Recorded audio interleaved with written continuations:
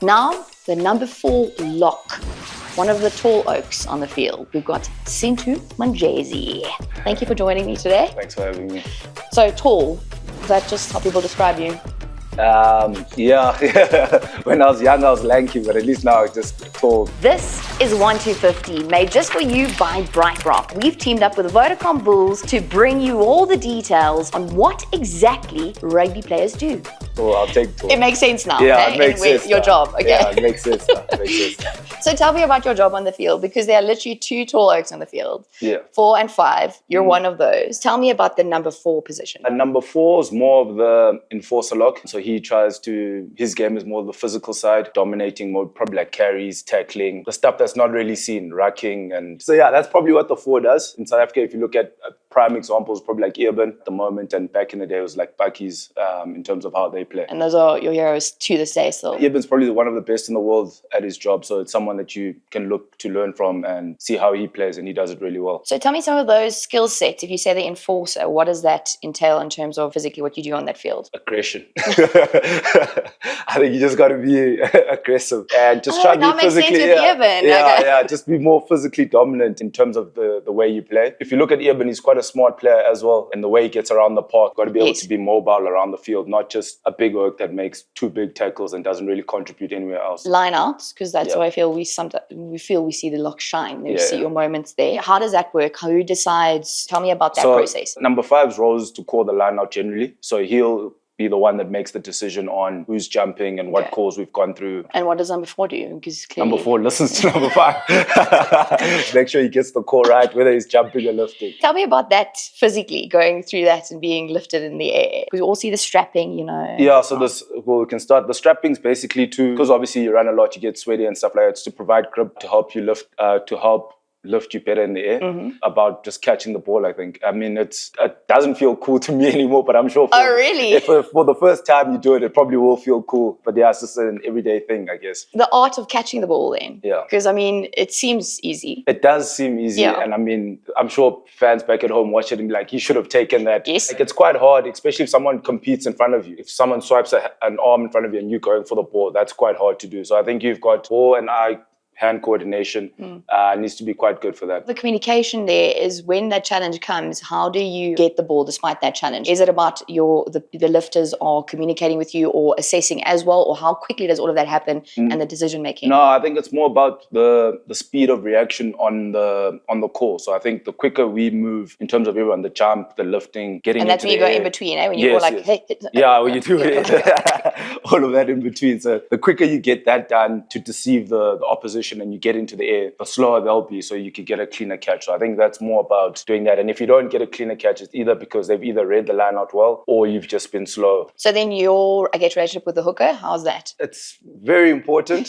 It's fragile at times. A bit of a blame game sometimes, because I mean, they'll throw it that much over your head and they'll look at you guys, be like jumping, lifting, everything but them. One job. Yeah, you know what I mean? Everything but them. But also, I mean, it's a good relationship that you have to have with your hooker. Their skills also quite difficult in terms of throwing the ball, getting it to where it needs to be. So what are some of the, I guess, exercises you do in terms of to get that explosive power, if I'm not mistaken? Yeah. Like what is specific to you, what you do? What is a Sintu move almost? Recently, doing a lot of jump rope, plyometrics in terms of trying to improve my explosive power so I can jump better. And then in terms of lifting, I think it's anything shoulder press, anything lifting above your shoulders to try reenact what you do on the field, off the field. So I think it's a combination of those. Studying all the calls, like how does that work? Is there literally, in NFL we see a little bookie, or the coach scribbling ferociously there, but how do you guys go about it? For the 5 lock, he probably has a little bookie that he has to keep. So he obviously writes all the calls and stuff like that. But you have to kind of have like a play sheet of the calls that you'll memorize and go through and make sure that you know in the training sessions and in the games. So did you study anything that you needed to be a studier like that on the field? No, not really. I think. Okay, so no pressure there. Okay. Nah, that's more part and parcel of the job. I think it's more part and parcel. You just have to know where to be and know when to react. And I mean, you don't want to be that guy. It's always terrible when you get a line out wrong and then you just like, so you did know it, and then it didn't work out. It didn't work out. I guess after the line out, your jobs are defending or getting over the line. Yeah. Am I correct? So let's say if we're defending, it would be, that's why I say the 5 lock is normally the more mobile one, and the 4 lock's normally the enforcer role. After a line out, the 5 normally folds around. He'll run further than the 4 lock. I'm on the one side. So then it's about trying to find moments where you can be dominant in terms of tackling, if you can counter ruck, if you can get a ball steal. And then on attack, it's about being able to carry the ball, get gain line advantage for your team. You also, like all the other locks, like just run with this one ball in the hand. Yeah, I think. Because I know we're supposed to hold it with 2, it's safer. Yeah, it's safer with 2, but I mean, recently we've been trying to keep the continuity, so it's good to be able to hold it with 1 and be able to offload and stuff like that. But generally, I'd say keep it with 2. Keep it with 2. Okay, you heard it here. When's the first time you played in lock position? Because you said you've always been tall, but now it makes sense because of your job. I think no one ever starts out as a lock. You sound like the props as well. Nah, that's true. No one ever starts out as a lock. So when I was in school, I played center, and then I didn't really like passing to the rest of the back line. So then they moved me to flank in about high school. I think when I started pro rugby, I moved to lock. So they always be like, come cover for us at lock. You know, they have to like kind of beg you, like, come cover, come, you know, you're the tallest, come.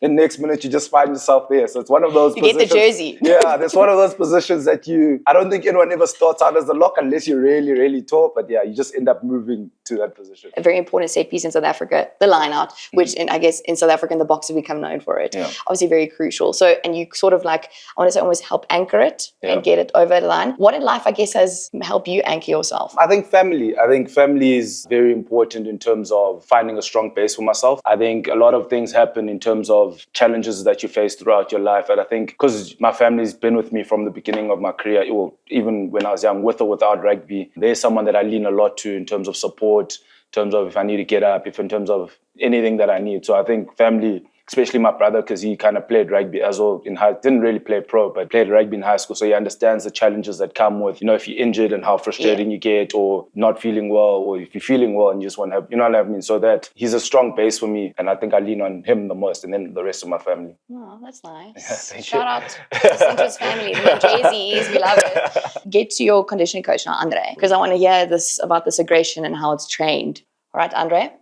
Got a number 4 lock here now. He says he's aggressive, enforcer. Very true. Yeah, enforcer is normally your number 4 lock, like an old Bakkies Botha.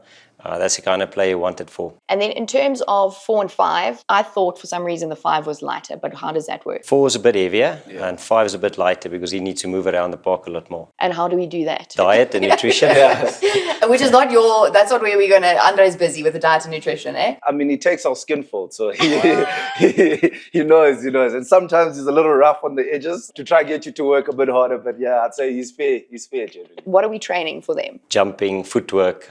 He needs a lot of power in his legs, especially when he's a good ball carrier like Sintu and he needs to get across the advantage line. But he needs a lot of footwork because he needs to be fast in the line house to get up in the air quickly. And footwork entails, like in terms of in a gym, how would you? We do a lot of jumping. He does a lot of skipping work with a jump rope, different movement patterns with his feet where he has to move and get up and then jump.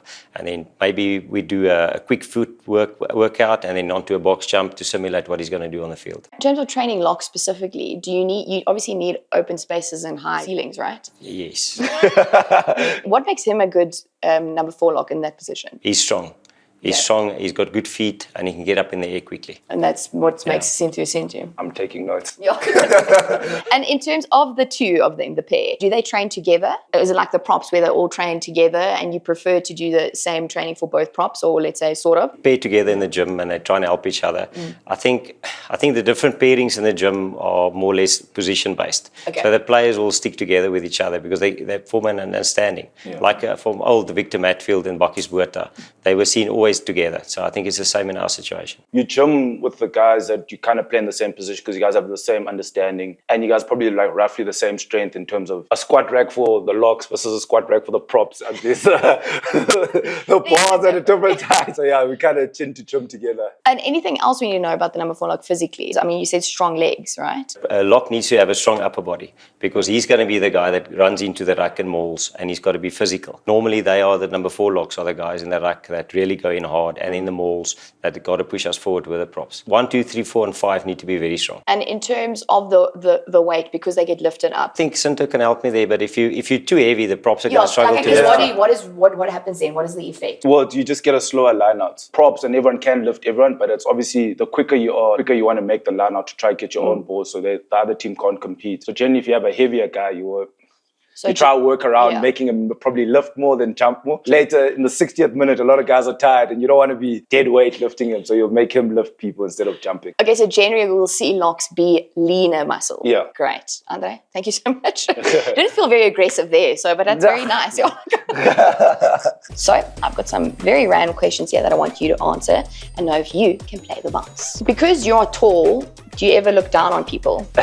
Generally, if I'm walking in the street, but not figuratively, in terms of looking down on people. If you were given the chance to make your one wish come true, what would it be? Win the lotto. Any amount that will suit you? Nah, I think if you just win it, you're lucky. So. And then, is a giraffe your favorite animal? No. But it's tall. I know, but What's your favorite animal? probably say a rhino. Completely opposite. To each their own, To each their especially the number 4 locks. Thank you. No, thank you so much.